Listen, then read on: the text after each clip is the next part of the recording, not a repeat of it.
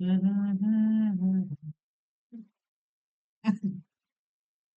बच्चों। एक बार फिर से आप सभी का स्वागत है रमेश यूट्यूब के यूट्यूब चैनल पे। मैं शशांक फिर से आप आ गया हूँ आप सबके लिए क्वाड्रेटिक इक्वेशंस का सॉल्यूशन लेके। तो हमारे पास आज की इस वीडियो में एक्सरसाइज 4.3 के जितने भी क्वेश्चंस हैं सबके सॉल्यूशन अवेलेबल है। तो सबके सॉल्यूशन पाने के लिए इस वीडियो को स्किप ना करिएगा और एंड तक देखिएगा। इस सेशन में आप लोगों को बहुत ही ज्यादा मजा आने वाला है। तो बिना किसी देरी के आगे बढ़ते हैं। अच्छा, आगे बढ़ने से पहले एक बात बता देते हैं कि बहुत जल्द, क्योंकि बच्चों के एग्जाम का टाइम चल रहा है, एग्जाम का सीजन चल रहा है, तो हम लोग एक वन शॉट वीडियो बनाने वाले हैं। उस वन शॉट वीडियो में सबसे पहली वीडियो जो लेके आएंगे हम लोग ट्राइंगल की लेके आएंगे, ठीक है। तो ट्राइंगल को एक वीडियो में हम लोग करके पूरी तरह से क्लास टेंथ में जो ट्राइंगल का कॉन्सेप्ट है उसको पूरी तरह से करके खत्म कर देंगे। बहुत जल्द ये वीडियो आएगी, तो स्टे ट्यून फॉर दिस, ठीक है। बने रहिएगा और इस वीडियो को जरूर देखिएगा। तब तक हम लोग इस सेशन को आगे बढ़ाते हैं। तो पहला क्वेश्चन हमारे पास है, find the nature of the roots of the following quadratic equations if the real roots exist, find them. ठीक है, तो इस क्वेश्चन को करने से पहले आपके कॉन्सेप्ट का एक छोटा सा रिवीजन हम लोग कर लेते हैं। आप लोगों ने नेचर ऑफ द रूट्स पढ़ा होगा, ठीक है। Nature of roots, nature of roots क्या होते हैं भाई? हमारी डिस्क्रिमिनेंट एक वैल्यू होती है, डिस्क्रिमिनेंट जो होती है बी स्क्वायर माइनस 4ac। तो पहला हम लोगों ने पढ़ा था कि डिस्क्रिमिनेंट की वैल्यू अगर जीरो से बड़ी हो जाती है तो रूट्स जो हमारे यानी कि जो सॉल्यूशंस होंगे वो रियल होंगे और डिस्टिंक्ट होंगे, ठीक है। रियल और डिस्टिंक्ट। दूसरा, डिस्क्रिमिनेंट की वैल्यू अगर इक्वल टू जीरो आती है तो रूट्स हमारे रियल और इक्वल होंगे, रियल और इक्वल। तीसरा, डिस्क्रिमिनेंट की वैल्यू अगर लेस देन जीरो होती है then there is no real roots, तब यहाँ पे रूट्स उसके पॉसिबल ही नहीं है, कोई भी रियल रूट्स नहीं होंगे, ठीक है।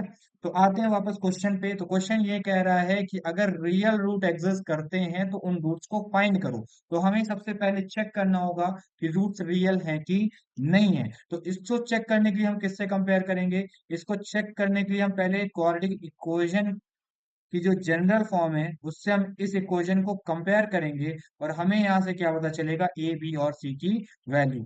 ए की वैल्यू हमारे पास आ गई 2, बी की वैल्यू हो जाएगी हमारी -3 और सी की वैल्यू हो जाएगी 5, ठीक है।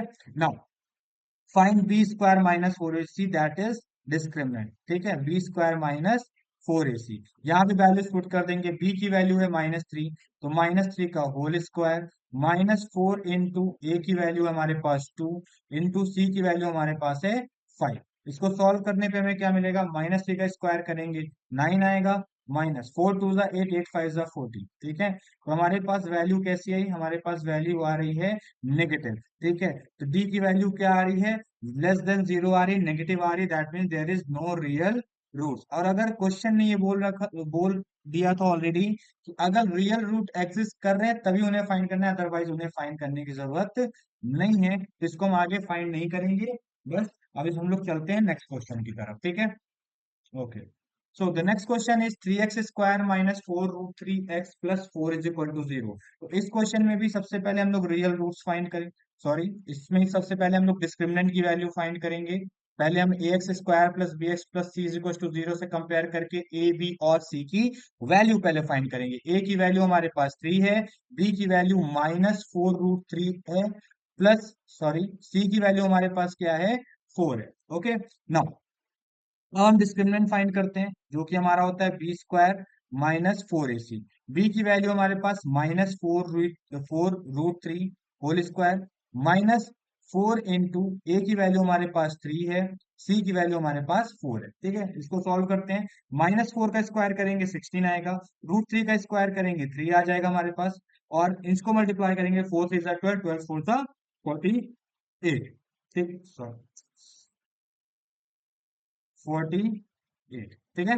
नाउ 16 3 सा 48 -48 इज इक्वल टू 0, ठीक है। तो अगर डी की वैल्यू 0 के इक्वल आती है तो रूट्स हमारे कैसे होते हैं? रियल और इक्वल, ठीक है। रियल और इक्वल। और अगर रियल रूट एग्जिस्ट कर रहे हैं तो हमारे क्वेश्चन में क्या लिखा था, इधर real root exist find them. ठीक है, तो अगर रियल रूट एग्जिस्ट कर रहे हैं तो हम उसे फाइंड करेंगे। तो फाइंड करने के लिए हमारे पास दराचार्य फॉर्मूला है। दराचार्य फॉर्मूला हमारा क्या होता है, x is equal to minus b plus minus root over b square minus four a c whole upon two a. ठीक है, now x is equal to minus b, b की वैल्यू हमारे पास क्या है, फोर रूट थ्री, तो minus minus four root three plus minus root over, ये b square minus four a c की वैल्यू ऑलरेडी हम लोग निकाल चुके हैं, वो कितनी आई है, जीरो के इक्वल आई है। तो under root zero upon two a into a की वैल्यू हमारे पास थ्री है, तो एक्स इज इक्वल टू हमारे पास आ गया माइनस माइनस प्लस हो गया, four root three plus minus कोई फर्क नहीं पड़ता क्योंकि वहां पे जीरो है, under root square under root zero की वैल्यू जीरो ही होगी, टू थ्री जा सिक्स। ठीक है, नाउ तो टू टू जा फोर, टू थ्री जा सिक्स, और यहाँ पे, हाँ नहीं ठीक है, इतना काफी है, x is equal to two root three upon three. ठीक है, तो दोनों रूट्स हमारे सेम ही होंगे क्योंकि हमें क्या पता है कि अगर डिस्क्रिमिनेंट की वैल्यू जीरो के इक्वल आ जाती है तो रूट्स हमारे रियल होते हैं और इक्वल होते हैं। ठीक है, तो ये हमने रूट्स फाइंड कर लिए, और रूट्स हम तभी फाइंड करेंगे क्वेश्चन, क्योंकि ये बोल रहा है कि रूट्स अगर रियल है तभी इसको फाइंड करना, अदरवाइज फाइंड नहीं करना। तो पहले वाला जो क्वेश्चन था उसमें जो हमारे रूट्स थे वो रियल नहीं थे क्योंकि डिस्क्रिमिनेंट की वैल्यू जीरो से कम आई थी, यानी कि नेगेटिव आई थी, यहाँ पे कोई भी रियल रूट नहीं था, तो इसके सॉल्यूशन को हम फाइंड नहीं करेंगे। यहाँ पे जो हमारा डिस्क्रिमिनेंट की वैल्यू जीरो के इक्वल आई हो, और डिस्क्रिमिनेंट अगर जीरो के इक्वल होता है तो रूट्स हमारे रियल और इक्वल होंगे, और अगर रूट्स हमारे रियल है तब हमें इन्हें फाइंड करना, फाइंड करने पे दोनों वैल्यू हमारी क्या आ रही है, इक्वल आ रही है। ठीक है, next question, the third question is two x square minus six x plus three. ठीक है, फिर से इसको हम a x square plus B x plus C is equal to zero से हम लोग इसको कंपेयर करेंगे, तो हमें क्या मिल जाएगा, ए बी और सी का वैल्यू, ए की वैल्यू टू, बी की वैल्यू माइनस सिक्स, और सी की वैल्यू हमारे पास आ गई थ्री। एक बार फिर से हम लोग डिस्क्रिमिनेंट इसका फाइंड करेंगे, b square minus four a c, यहाँ पे पुट कर देंगे बी की value minus six whole square minus four into a की वैल्यू हमारे पास टू है, सी की वैल्यू थ्री है। ठीक है, नाउ माइनस सिक्स का square is thirty six, now four two जा एट, एट थ्री जा twenty four, minus twenty four, तो डिस्क्रिमिनेंट हमारे पास कितना आ जाएगा, 12 which is greater than 0, therefore roots are real and distinct, real and distinct, मतलब roots हमारे रियल होंगे, और डिस्टिंक्ट का मतलब कि दो डिफरेंट रूट्स हमें मिलेंगे। ठीक है, फिर से दराचार्य फॉर्मूले पे इसको पुट करके हम लोग इसके रूट्स को फाइंड कर लेंगे क्योंकि रूट्स हमारे रियल आए हैं। ठीक है, मतलब डिस्क्रिमिनेंट की वैल्यू क्योंकि ग्रेटर देन जीरो है तो रूट्स हमारे रियल होंगे, इसलिए इनकी वैल्यू को हम फाइंड करेंगे, क्योंकि क्वेश्चन ही हमारा ये कह रहा है कि रूट्स रियल हैं तब उन्हें फाइंड करो।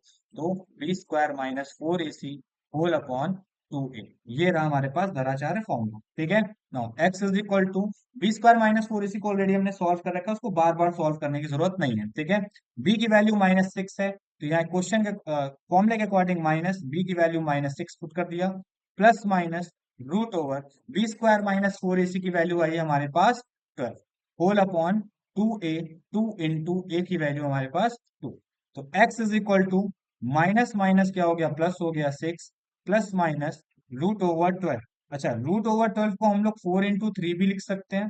ठीक है, अपॉन में टू टू जा four, X is equal to six plus minus, अब यहाँ पे इसको फोर इंटू थ्री क्यों लिखा था, क्योंकि ये जो फोर है ना हमारा, ये टू का स्क्वायर है, तो टू स्क्वायर रूट से बाहर आ जाएगा और ये हमारे पास आ जाएगा two under root three upon four. ठीक है, now x is equal to, इन दोनों में हमारा टू कॉमन हो जाएगा, तो यहाँ बचेगा थ्री प्लस रूट थ्री। ठीक है, whole upon four, sorry plus minus. ठीक है, नाउ टू वन जा टू, टू टू जा फोर। ठीक है, तो x हमारे पास कितना बचा, x is equal to three plus minus root three upon two, therefore x is equal to, एक होगा हमारे पास three plus root three upon two, और एक x की वैल्यू आएगी हमारे पास three minus root three upon. ठीक है, तो ये दो हमारे रहे roots of the quadratic equation. यहाँ पे भी हमने रूट्स इसलिए फाइंड किया क्योंकि जब डिस्क्रिमिनेंट निकाला तो डिस्क्रिमिनेंट की वैल्यू ग्रेटर देन जीरो थी, दैट मींस इसके रूट्स रियल होंगे, और दोनों रियल रूट्स हमने निकाल लिया यहाँ पे। ठीक है ना, नेक्स्ट क्वेश्चन पे चलते हैं। नेक्स्ट क्वेश्चन क्या है हमारा, क्वेश्चन नंबर टू ये कह रहा है कि find the values of K for each of the following quadratic equation so that they have two equal roots. ठीक है, तो हमें यहाँ पे k की वैल्यू फाइंड करनी है और ये कह रहा है कि उसके जो रूट्स है वो इक्वल होने चाहिए। ठीक है, रूट्स इक्वल कब होते हैं? रूट्स इक्वल तब होते हैं जब डिस्क्रिमिनेंट यानी B square minus four a c की वैल्यू जीरो के इक्वल आती है तब। ठीक है, तो हम यहाँ पे ये मान के चलेंगे कि इसके जो रूट्स हैं वो इक्वल है। तो अगर रूट्स इक्वल होंगे तो B square minus four a c को जीरो से इक्वेट करके हम के की वैल्यू निकाल सकते हैं। तो उसके लिए सबसे पहले हम इसको a x square plus B x plus C is equal to zero से कंपेयर करेंगे ताकि हमें ए बी और सी की वैल्यू मिल जाए। तो ए की वैल्यू हमारे पास है टू, बी की वैल्यू है के और सी की वैल्यू हो जाएगी हमारे पास three. Now since the equation have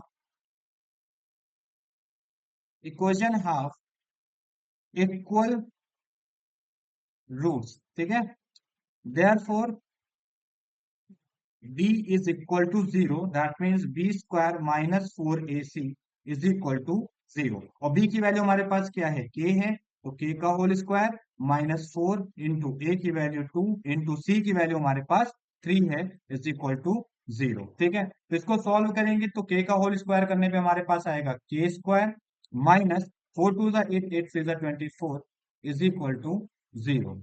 so k square is equal to minus twenty four उधर चल जाएगा, प्लस ट्वेंटी फोर हो जाएगा। ठीक है, अब हमें के की वैल्यू चाहिए, के स्क्वायर की नहीं, तो क्या करेंगे? टेकिंग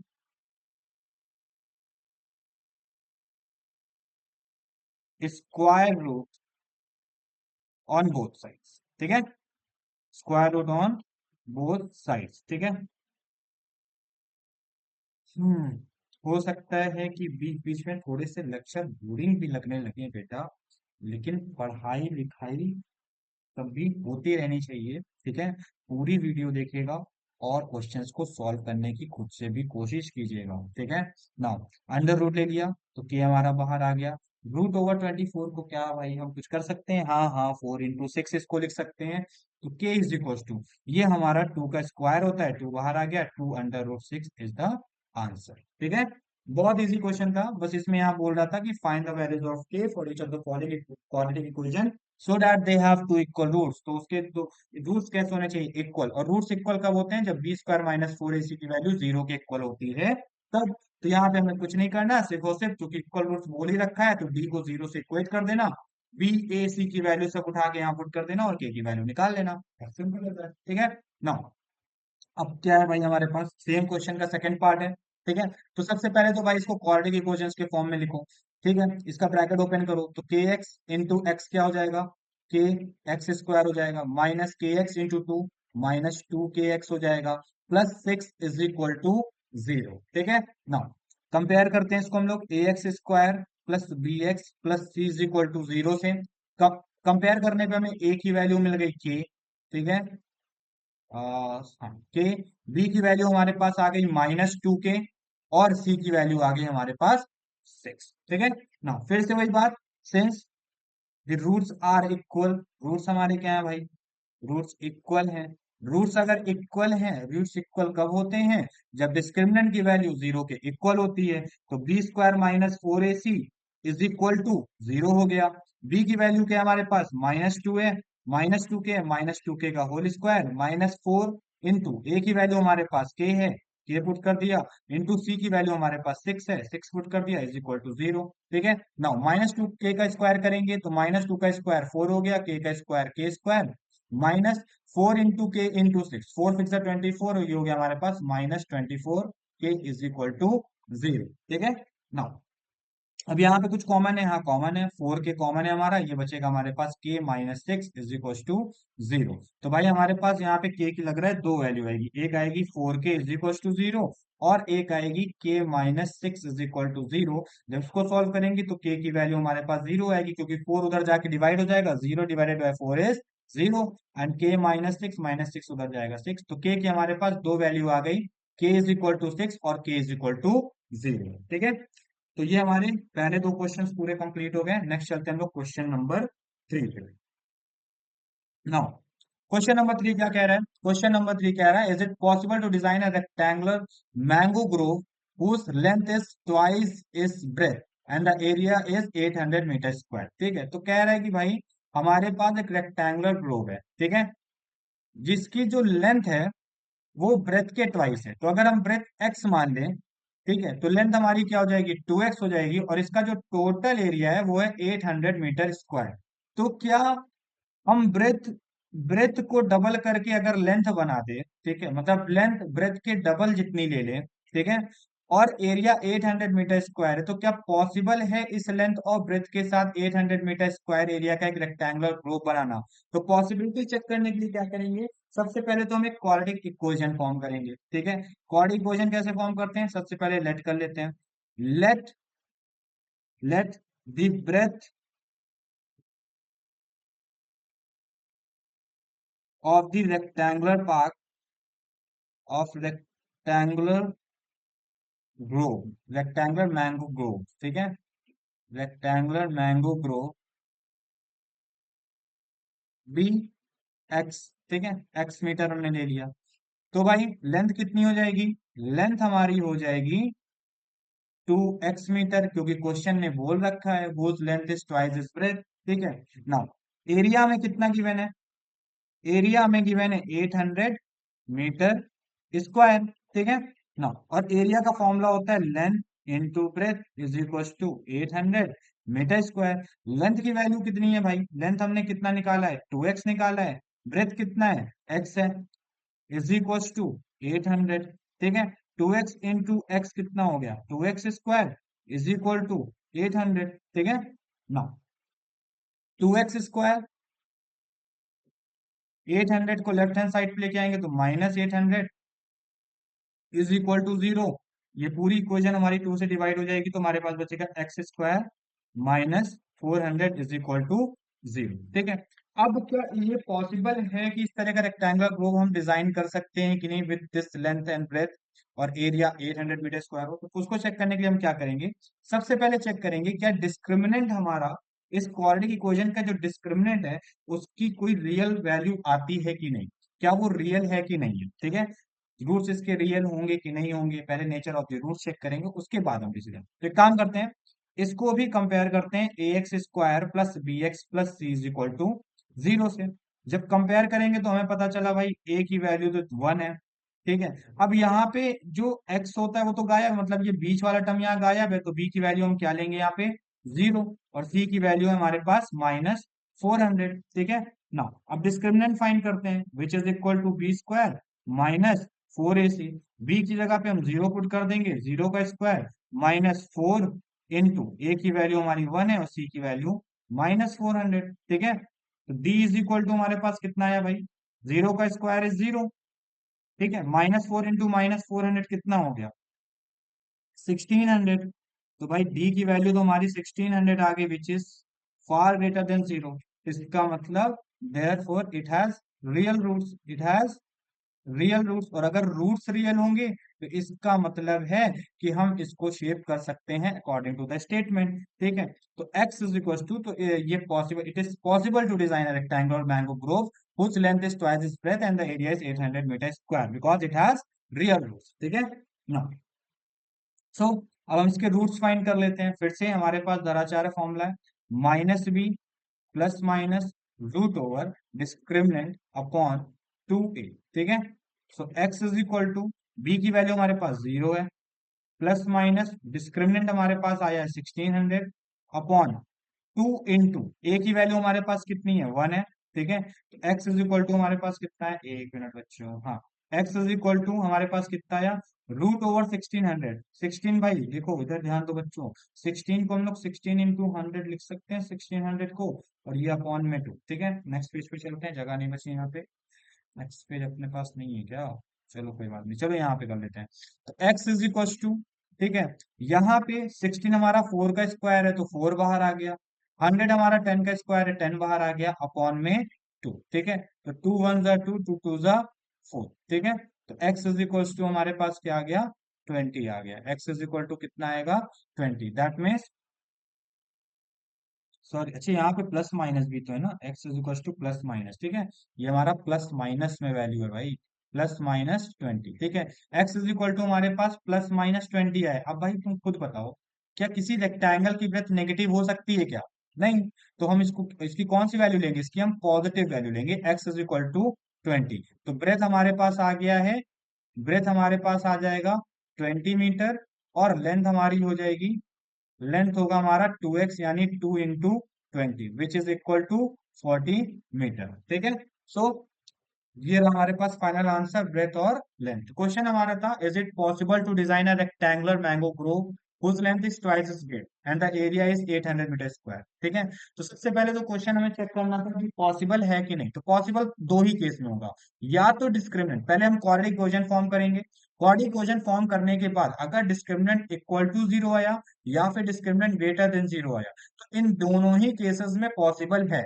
ठीक है, क्योंकि इसके रियल रूट्स होंगे। लेकिन अगर डिस्क्रिमिनेंट सॉल्व करने पे वैल्यू नेगेटिव आती है, दैट मीन जीरो से कम आती है, तो यहाँ पे इस तरह का कोई भी रेक्टेंगुलर मैंगो ग्रोव जिसका एरिया 800 मीटर स्क्वायर है, उसकी लेंथ ब्रेथ के ट्वाइस है, उसको बनाना मुश्किल है, पॉसिबल नहीं है, क्योंकि उसके कोई भी रियल रूट्स नहीं होंगे। ठीक है। तो यहाँ पे हमने देखा डिस्क्रिमिनेंट की वैल्यू ग्रेटर देन जीरो आई थी, that mean it is possible to design a rectangular mango grove जिसकी डायमेंशन जो गिवन डायमेंशन है, ठीक है, उसका यूज करके हम बना सकते हैं। तो अगर पॉसिबल है तो इसके हमको क्या फाइंड करना था, लेंथ और ब्रेथ, और लेंथ और ब्रेथ फाइंड करने के लिए हमें एक्स की वैल्यू निकालनी होगी इस क्वाड्रेटिक इक्वेशन की, और इसकी वैल्यू हमारे पास क्या आई है। वैसे डायरेक्ट हम इसको सॉल्व करके निकाल सकते थे, धनाचार फॉर्मूले की भी जरूरत नहीं थी, क्योंकि बहुत ईजी है इसको फैक्टराइज करना। लेकिन फिर भी यहाँ पे भी हमें बहुत ज्यादा मेहनत नहीं करनी पड़ी। एक्स की वैल्यू हमारे पास आई 20। अच्छा, दो वैल्यूज आई एक्स की प्लस माइनस 20, तो हम लोग नेगेटिव वैल्यू को कंसिडर नहीं करते, क्योंकि लेंथ हमारी कभी भी नेगेटिव नहीं हो सकती। ठीक है।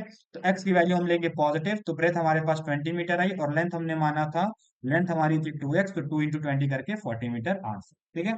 चलिए नेक्स्ट क्वेश्चन पे चलते हैं। So question number 4, is the following situation possible, if so determine their present ages. तो हमारे पास एक क्वेश्चन है, the sum of the ages of two friends is 20 years. तो दो दोस्त हैं जिनकी एज का सम है 20 ईयर्स, और 4 साल पहले the product of their edges in years was 48। तो चलिए चेक करते हैं, क्वाड्रेटिक इक्वेशन फॉर्म करते हैं कि ये सिचुएशन पॉसिबल है कि नहीं। ठीक है। तो सबसे पहले मान लेते हैं टू फ्रेंड्स, तो let the ages of two friends, let the ages of two friends be X and Y. ठीक है। अब इन दोनों का सम करने पे कितना आ रहा है भाई, देयरफॉर इन दोनों का सम है 20। ठीक है। तो अगर एक दोस्त की एज एक्स ईयर है, तो दूसरे दोस्त की एज कितनी हो जाएगी, 20 - x। इस चीज का ध्यान रखेंगे कि पूरी इक्वेशन को हम एक्स के टर्म्स में लेके चलेंगे या वाई के टर्म्स में लेके चलेंगे। तो अगर एक दोस्त की एज एक्स ईयर है, तो दूसरे की कितनी हो जाएगी, 20 - x। ठीक है। नाउ 4 साल पहले की बात कर रहे हैं, तो 4 साल पहले की एज भी निकाल रहे हैं। अच्छा, ये हमारी प्रेजेंट एज थी, लेट द प्रेजेंट एज। ठीक है, इस चीज का ध्यान रखेंगे, ये हम लोगों ने प्रेजेंट एज को लेट किया था। ठीक है ना। अब 4 इयर्स अगो, 4 इयर्स अगो का मतलब क्या हुआ, 4 साल पहले। ठीक है। तो 4 साल पहले, ठीक है, पहले वन फ्रेंड एज, ठीक है, पहले की एज कितनी थी, पहले की एज जिसकी हमने एक्स मानी थी 4 साल पहले, कितनी हो जाएगी, x - 4। ठीक है। Now another friend age, another friend age कितनी हो जाएगी, दूसरे की कितनी है, 20 - x, है ना। तो चार इसमें सब्ट्रैक्ट कर देंगे भाई। 4 साल पहले, जैसे अगर हम आज 20 साल के हैं, 4 साल पहले कितने के होंगे, 20 - 4 यानी 16 ईयर्स के। तो उसी तरह से अगर दूसरा फ्रेंड 20 - x ईयर्स का है, तो 4 साल पहले कितना रहा होगा, 20 - x - 4। ठीक है। तो 20 - 4 16, 16 - x। ठीक है। ना क्वेश्चन क्या कह रहे हैं कि 4 साल पहले दोनों की एज का जो प्रोडक्ट था वो 48 था। वो कितना था बच्चों, 48 था। ठीक है। तो according to the question, according to the question, जो 4 साल पहले वाली एज है, दोनों का प्रोडक्ट कितना था, दोनों का प्रोडक्ट है 48। ठीक है, 48। अब इसको हम लोग सॉल्व करेंगे और फाइंड करते हैं कि हमारी क्वाड्रेटिक इक्वेशन क्या फॉर्म होगी। ठीक है, हम लोग इसको क्वाड्रेटिक इक्वेशन पहले फॉर्म करेंगे। तो x - 4 को उठा के इस पे डिस्ट्रीब्यूट कर दिया, तो 16 into x - 4 minus X into x - 4 is equal to 48। ठीक है।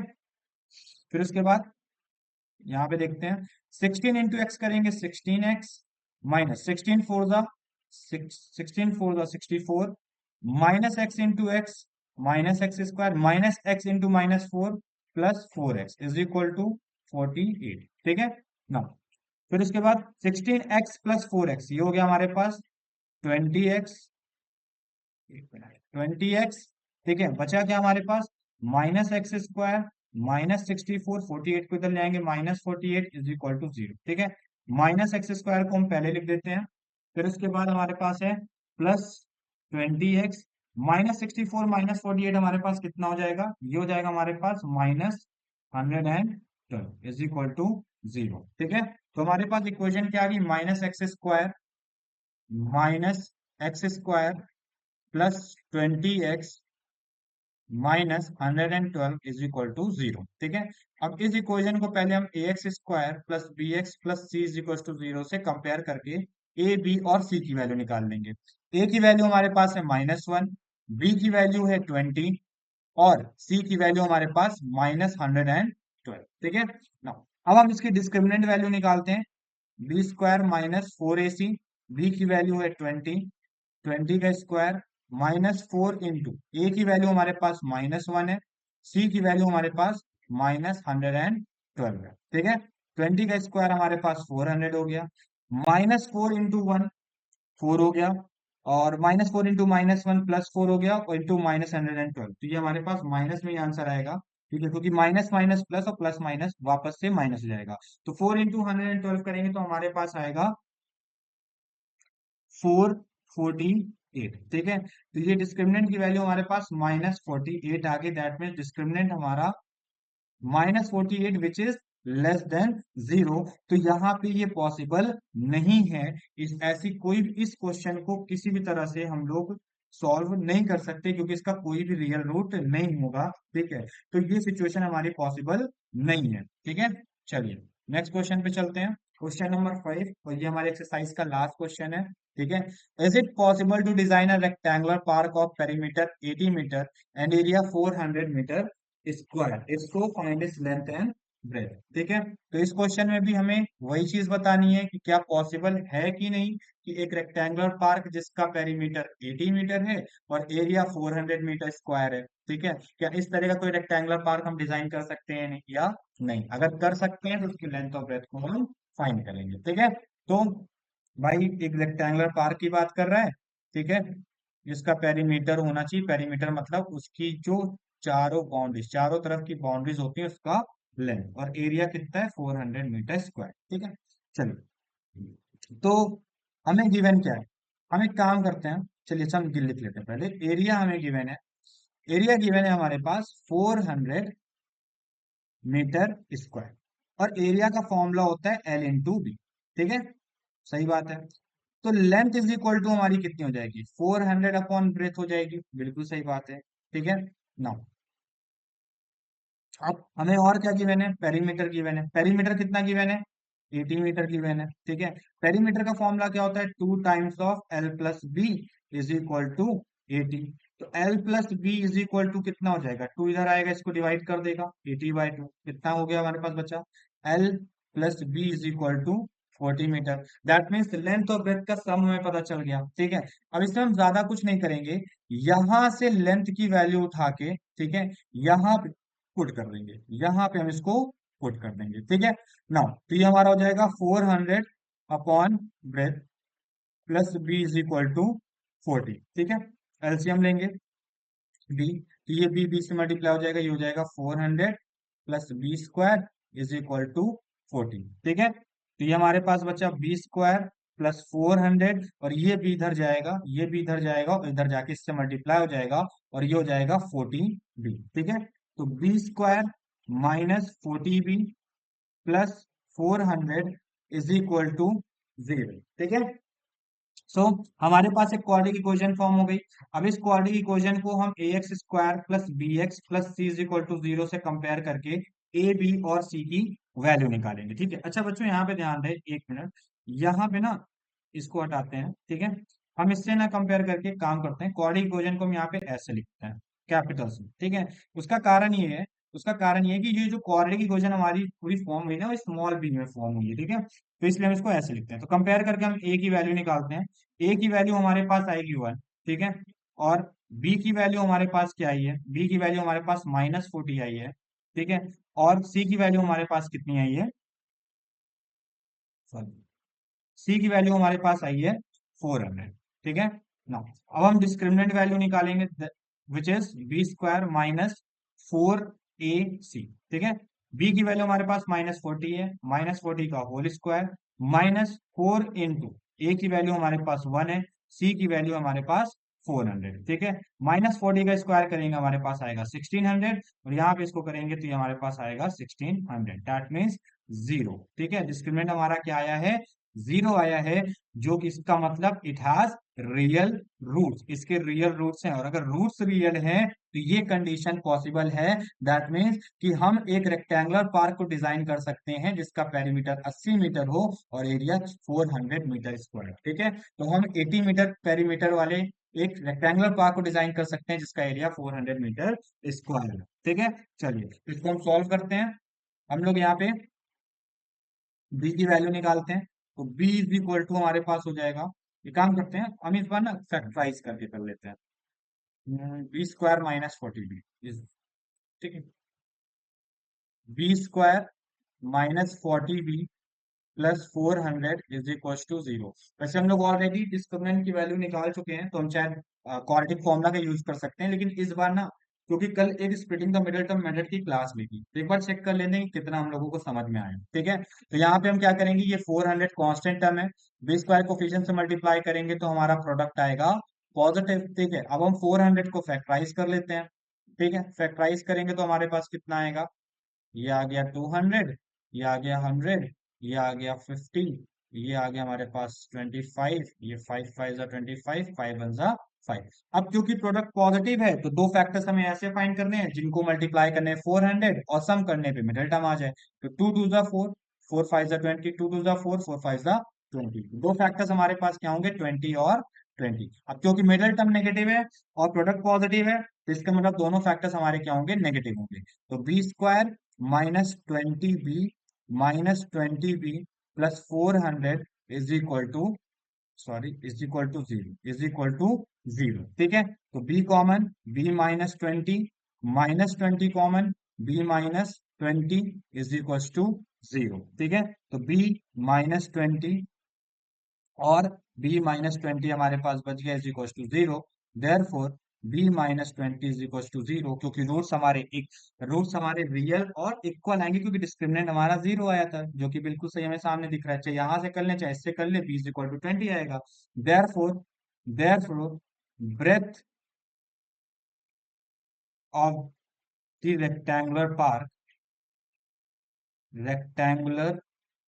पार्क इज इक्वल टू हमारे पास कितनी आई, 20 मीटर, और लेंथ हमारे पास कितनी आएगी भाई, लेंथ क्या हो जाएगा, एरिया बाय ब्रेथ। ठीक है, और एरिया हमारे पास कितना है, एरिया हमारे पास 800 मीटर स्क्वायर और ब्रेथ हमारे पास 20, तो ये हो गया हमारे पास 40 मीटर हमारे पास आ जाएगी लेंथ। ठीक है, so that's it for today guys, आज के लिए बस इतना ही। तो हमारी कॉर्नर की क्वेश्चन के जितने भी एक्सरसाइज है सबका सॉल्यूशन हम लोगों ने कंप्लीट कर लिया है। नेक्स्ट वीडियो हम लोग ट्राइंगल्स पे लेके आएंगे, क्लास 9 और क्लास 10 दोनों के लिए, और दोनों वन शॉट वीडियो होगी, उसमें सिर्फ सॉल्यूशंस नहीं करेंगे, उसमें हम लोग कॉन्सेप्ट को समझेंगे और one by one her type के क्वेश्चन उस वीडियो में करेंगे। ठीक है, तो उस वीडियो को भी जरूर देखिएगा, और इसे भी पूरा, जिन बच्चों ने यहाँ तक देख लिया है, बहुत बहुत आभार आप सभी का, और हमें सपोर्ट करते रहिए, सब्सक्राइब करते रहिए। Thank you for watching.